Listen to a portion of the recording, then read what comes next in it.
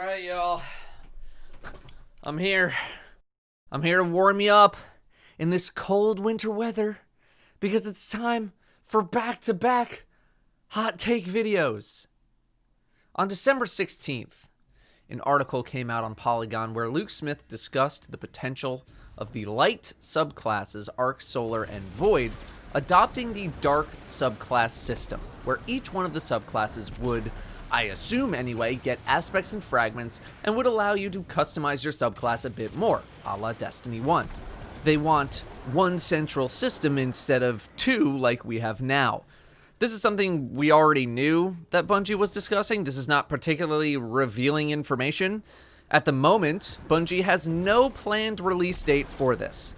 Quote, on a long enough timeline, unquote, we could potentially see some adjustments or the adoption of this system for light subclasses.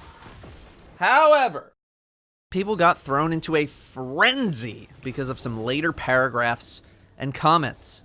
Quote, the supers that we have in the game would be an edited list. It would be something that's edited towards more identity than what we have today, end quote, says Luke Smith. A lot of people have interpreted this to mean that Bungie plans on retiring certain supers from the game, and with the panic I've seen from some comments, people think that this is happening next week, which it's not. Quote, the classes are kind of homogeneous, end quote, and revisiting the super system for each class could provide a chance to hone them.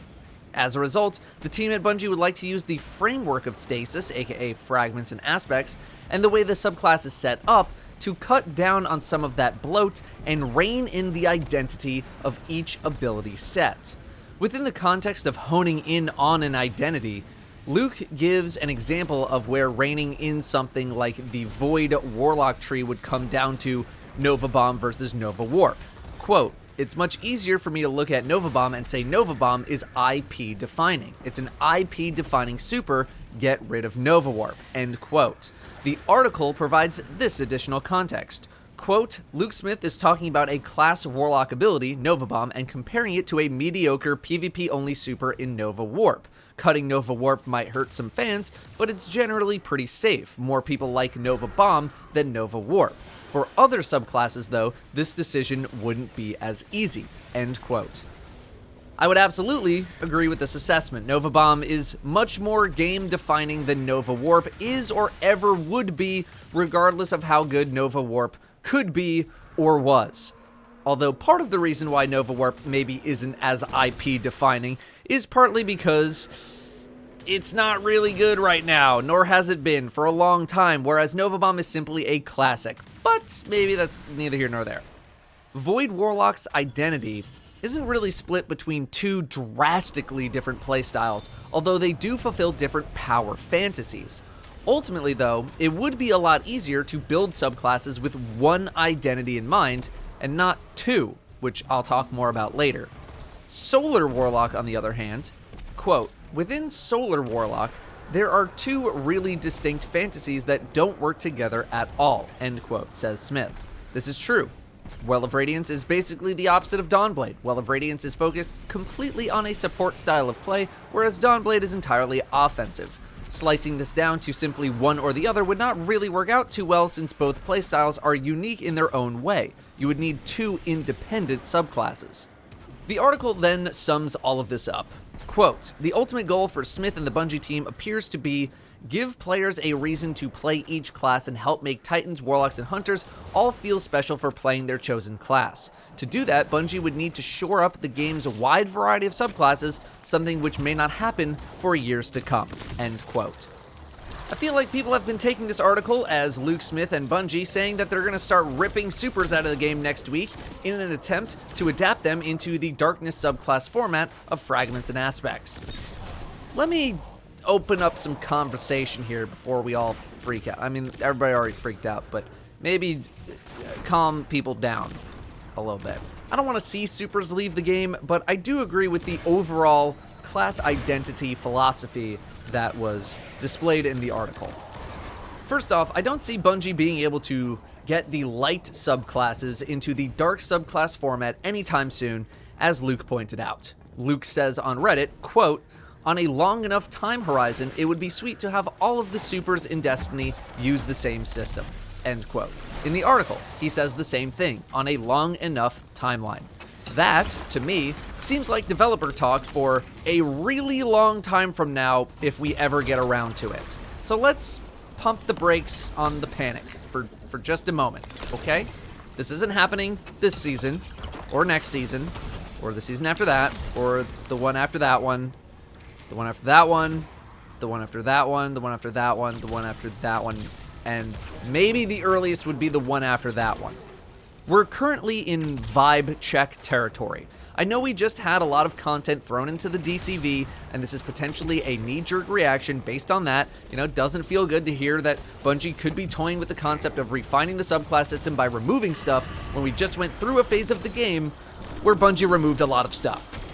I think a lot of people in the community greatly underestimate what kind of a massive undertaking it would be to revise all of the light subclasses and supers in the game into this dark subclass format.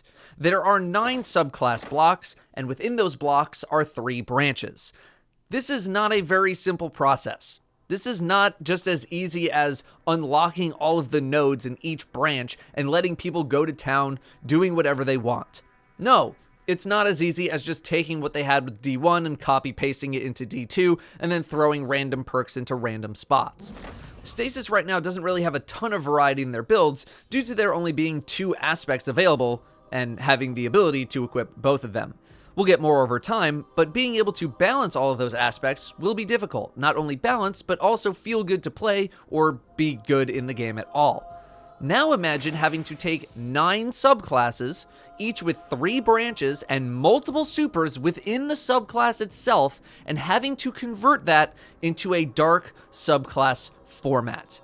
You are basically reinventing the entire subclass system in the game at that point. That is a lot of work. Again, way more than I believe the community is really giving credit for.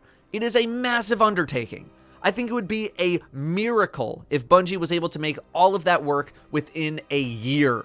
So in the near term, I don't expect to see anything. Even next year, I don't expect to see anything, because if we, the community, believe that more dark subclasses are coming in the following years, not only does Bungie need to work on those and make sure those feel good, they would need to do that on top of reformatting the entire light subclass system into the dark subclass format.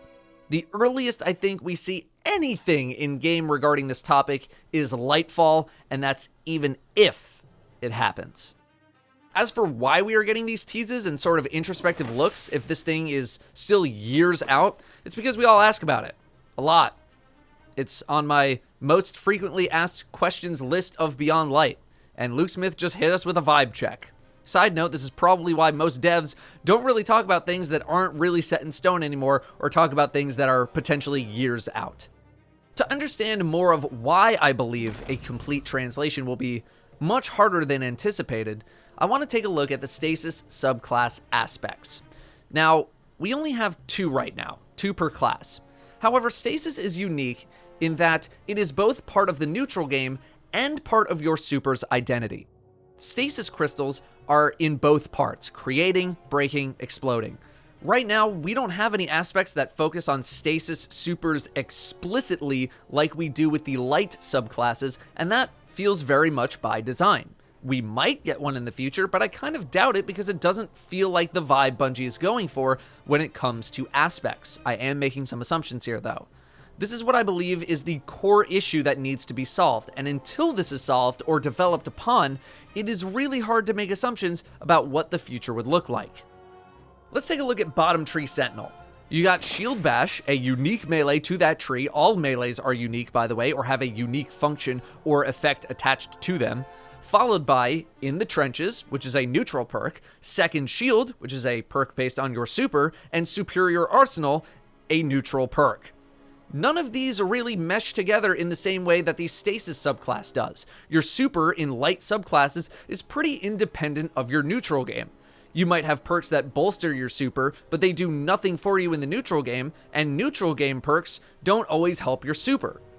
I believe this will be the ultimate challenge in revamping the light subclasses. These simply weren't designed with the dark subclass system in mind, because the dark subclass system is brand new. If you want to get all well actually with me, then sure, the concept of customizable subclasses was in Destiny 1, but it wasn't done in the same way that it's being done now. That's what I mean. Alright there, glasses, so, pick them back up.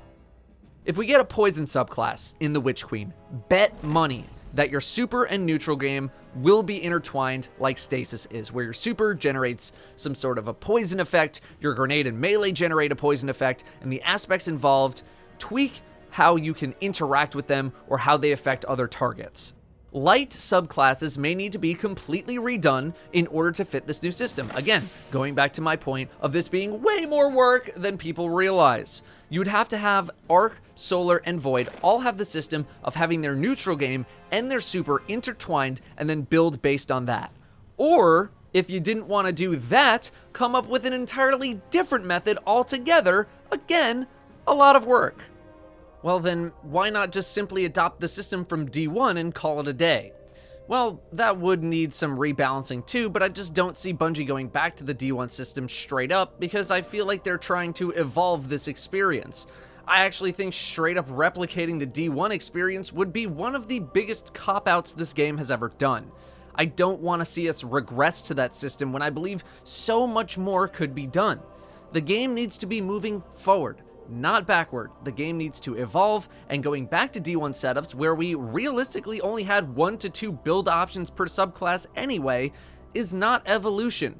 There's only 1 or 2 builds that you could have realistically made using the D1 format back in D1 anyway, and if we're going back to that, why not just keep what we have? At least we have 3 builds in Destiny 2 per subclass. Could they make more columns to pick perks from? I guess so, but that's still extra work, and it's still reverting to a format that I feel is beyond us at this point. Bungie can do better. I'm skeptical that we see anything with regards to aspects that are too direct on something like your super. There are currently no aspects that affect your super and only your super, again because Stasis is both part of your super and neutral game at the same time due to how Stasis works. I do not foresee Bungie doing anything like making your Glacial Quake one giant slam or throwing your Winter's Wrath staff to create an AoE field in terms of making those into aspects, because those sound more like perks that you would find on an exotic, or even the old subclass system. I don't think it follows the design philosophy behind what I believe aspects are meant to be, which are more universal perks designed to change how you play or interact with that subclass. Now, if those super type effects happened in addition to a more neutral perk, okay, but solely by themselves, I don't see that happening. Next, I want to dwell on the concept of class identity and power fantasy and all that kind of stuff. Class identity. How do the different classes feel against each other? How different do the subclasses of the same class feel against each other? Luke mentions the desire to make each class feel more special again, feel more unique, feel like they have more of a true identity in the game.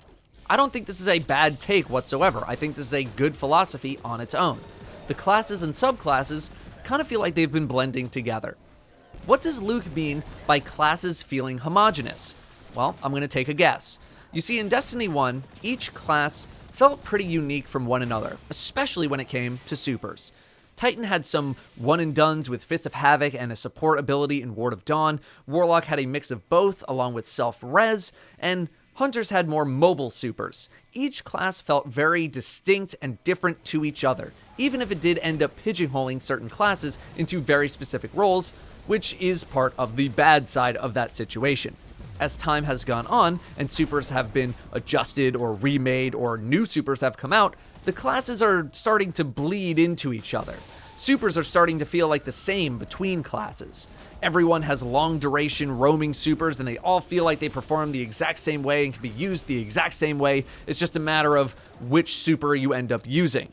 Some people don't mind that, but I personally think that it is a contributing factor to the fatigue that some people may be feeling right now towards Destiny. At least I know it is for me. Nowadays, it feels like classes have bigger identities based on their jump or movement rather than their supers or their abilities. Multiple classes can perform similar roles in endgame content, negating the need to bring certain classes over others or using certain supers over others. However, in the grand scheme of the game, I think being able to bring any class to a raid is a good thing. It just has the side effect of making everything feel like mush, as opposed to each class feeling unique in their own way. I'll give some examples. Stasis Titan has been criticized since its initial reveal that it feels too much like Fist of Havoc. Fist and Glacial Quake are among the same identity. You're charging around, punching stuff, or doing a bigger smash to hit more stuff. Their identities are pretty much the same, although their power fantasy may slightly differ depending on the fantasy of killing stuff or freezing and then killing stuff. These subclasses feel too samey, which is part of the reason why I don't think we saw new subclasses for quite a long time. Bungie needed to make subclasses that felt different enough to the others to warrant them being made in the first place. And despite that, Glacial Quake and Fist feel very similar. I'll give a slightly more hot-takey approach. Warlocks. Nova Warp is about fast dashing and killing stuff within a small radius. Storm Trance is about sometimes fast dashing, but sometimes not, killing stuff within a small radius. And Winter's Wrath, well, it doesn't have any dashes, but it freezes and kills stuff in a slightly larger radius. You kind of see what I'm getting at here? Their identities are mainly wrapped around this concept of a small radius of effect emanating from the player. It just kind of all blends together and doesn't really make it feel like my subclass or choice of super has much of an impact when they all end up playing out in a very similar way. The neutral game is where you might see some differences. Again, compare this to even something like Destiny 1 launch, where each class really felt like it had its own identity. I'm not in the D1 nostalgia, everything's better about D1 camp or anything like that, but that is one thing that was done well, making each class feel unique, and I can respect that Bungie wants that feeling to return to some degree. Again, I feel like this is a contributing factor to the game not really feeling fresh or feeling like it's evolving. Even moment-to-moment gameplay across different characters can feel samey. I think Hunter actually has some of the best class identity when it comes to supers, although there are some issues there too. Golden Gun is an IP-defining ability. Arc Staff and Spectral Blade might fulfill a similar identity though. Shadow Shot and Blade Barrage have similar identities as well. However, I think their power fantasies are strong enough that enables Hunter to feel like it has better identities between the different supers. Datto, shut the hell up. Talk about the fact that Bungie's going to remove supers from the game and stop avoiding that. Relax. I'm getting there. It seems like Bungie, in an attempt to potentially convert light subclass formats into dark subclass formats, and in an attempt to bring more class identity to each of the classes, would stick potentially with the 9 core supers. Nova Bomb, Dawnblade, Storm Trance, Fist, Sentinel, or Ward, Hammers, and Golden Gun, Arc Staff, and Shadow Shot. Obviously, we're missing some supers there, and that's a problem to a lot of people. But not only do we have a difficult translation with light subclasses into the dark format, you now have to account for multiple supers and sometimes multiple playstyles, identities, or power fantasies. Middle Tree Dawnblade plays nowhere near the same way as Top or Bottom Tree does, but now you need to make sure that both can fit together in a dark subclass style format at the same time? What does the core experience of a Solar Branch even look like in this new system? If it's all about burning enemies, where does Well of Radiance come into play? This is why I believe Luke gave the Nova Warp versus Nova Bomb example. The playstyles are similar enough that you could potentially drop Nova Warp in an attempt to make the Nova Bomb experience or the Void experience more fun or usable or accessible or whatever. After all, culling some of the old supers that feel too samey would give more of an identity to that style of super. Could you make it so Nova Bomb is executed on a button press and Nova Warp is done on a hold? Sure, I think it's at least worth having a conversation about. That could work. It could work for Hammer of Soul and Burning Maul. Shadow Shot and Spectral is probably a tougher sell, but until we knew what the core of the experience was for each of the subclasses, saying much more just kind of feels like spitballing. Maybe Solar would be about generating heat, and you collect heat to supercharge your abilities, or something like that. That's a world where I could see the ability to switch between Burning Maul and Hammer of Soul working out pretty seamlessly. Dawnblade and Well of Radiance, on the other hand, may not work out as well, because their identities are so wildly different, and thus designing a subclass for both supers at the same time would prove to be much more challenging or cumbersome. Why not split the supers, you ask? I'm sure you could, but we just went from the core 9 supers, that's 9 subclass branches to make, to 16, adding in Nova Warp, Thunder Crash, Blade Barrage, Spectral Blade, Burning Maul, Chaos Reach, and Well of Radiance, almost doubling the work required, while also trying to ensure that Bungie hits their goals of a more special or unique class identity between all the classes and subclasses. Also, now factor in exotics that affect supers and how those might need to be adjusted. Is it starting to hit now how difficult this is going to be, and why it's probably not happening anytime soon, if at all? Now, I'm not even done. Let's factor in not as dedicated players. Part of the reason why Bungie opted to go the route they did in Destiny 2 was the result of newer or uneducated players feeling overwhelmed by choice, even if it wasn't really that overwhelming. I'm not saying it was right, I'm saying that was part of the reason.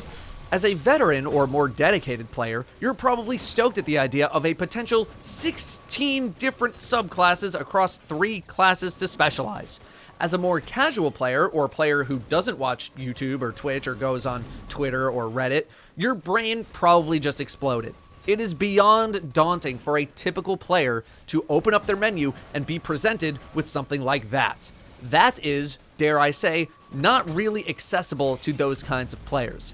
Sure, it might inspire some of them to check out some YouTube videos, but I imagine most will just be completely lost.